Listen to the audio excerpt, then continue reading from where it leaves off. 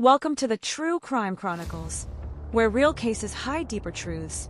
Every clue matters, every detail counts, and every mystery leads to the unexpected. The Night Run case, the crime that changed Riverside forever.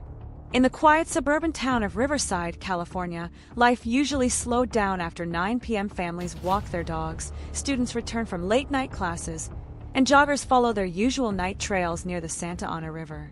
But on October 12, 2016, something happened on that trail. Something that would haunt the entire nation and lead to one of the biggest criminal justice reforms in California's history.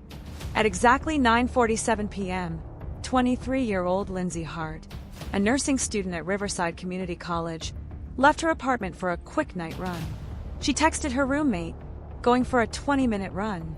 "Be back soon." But she never came back. When Lindsay didn't return by 10:30 sharp, something completely unlike her roommate grew nervous. She tried calling. No answer. Messages went unread. By midnight, Lindsay's phone pinged for the last time, right next to the river trail. That was when the police stepped in. The next morning, a cyclist reported something disturbing near the bushes off the trail. A torn backpack, Lindsay's. Detectives arrived immediately. Footprints, drag marks, and signs of a struggle led deeper into the wooded area. Then they found Lindsay, alive but barely conscious. She had been assaulted, beaten, and left to die. Her injuries were extensive: broken ribs, internal bleeding, and marks indicating she fought back ferociously. Clinging to life, she whispered one thing to the officer who found her. He had tattoos, both arms, a red hoodie. He said he followed me before. Those were the last words she ever spoke. Lindsay died at 4:12 p.m. in the hospital, and Riverside exploded in grief and rage. Lindsay's description gave detectives the first clue.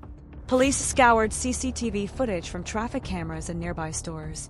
At 9:52 p.m., a blurry figure was spotted crossing the street toward the river trail. A tall man in a red hoodie, full-sleeve tattoos, carrying a backpack.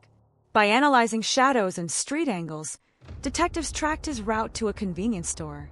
Inside, he bought water, revealing his face clearly to the camera. The suspect was identified as Ethan Cross, a 29-year-old repeat offender with multiple assault charges, yet repeatedly released due to insufficient evidence. The town was furious. This wasn't the first time Ethan had stalked someone, but it was the first time he had gone this far. When police raided Ethan's apartment, he was gone. His closet was empty. His phone was switched off.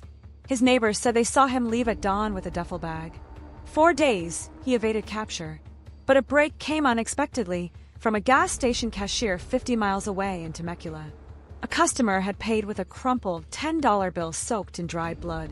The cashier recognized his tattoo from the news and quietly hit the silent alarm.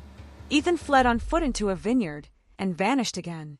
A massive manhunt followed. Helicopters, dogs, drones. Still nothing. 5 days later, a farm worker found a tent deep inside the vineyard. Inside were a red hoodie, a hunting knife, and Lindsay's necklace. Ethan wasn't there, but he had been. Then came the twist that shocked Riverside. Inside the tent was a phone. Not Ethan's. It belonged to a woman who had gone missing 4 months earlier. That case had gone cold. Ethan wasn't just a single target predator. He was connected to multiple disappearances. The FBI joined the hunt. On the 8th day, a motion sensor camera in a ranch captured a familiar face, Ethan, stealing food from a barn. This time, authorities surrounded the area before dawn. Ethan tried to run. He hid in the tall fields, but thermal drones picked up his body heat. At 5:14 a.m., he was finally arrested. He showed zero remorse and even smirked during the interrogation. But overwhelming evidence, DNA, footprints, stolen belongings, sealed his fate. Lindsay's case spread across America. Large protests were held in Los Angeles, San Diego, Phoenix, Denver. People demanded stronger laws for stalking and assault. Her parents stood on the courthouse steps and said, "Our daughter fought back. Now the system must fight for others." Because of nationwide pressure, California passed Lindsay's law, which allowed repeat violent offenders to be monitored with GPS, stricter sentencing for assault causing fatal injury, faster police response protocols for suspected stalking incidents.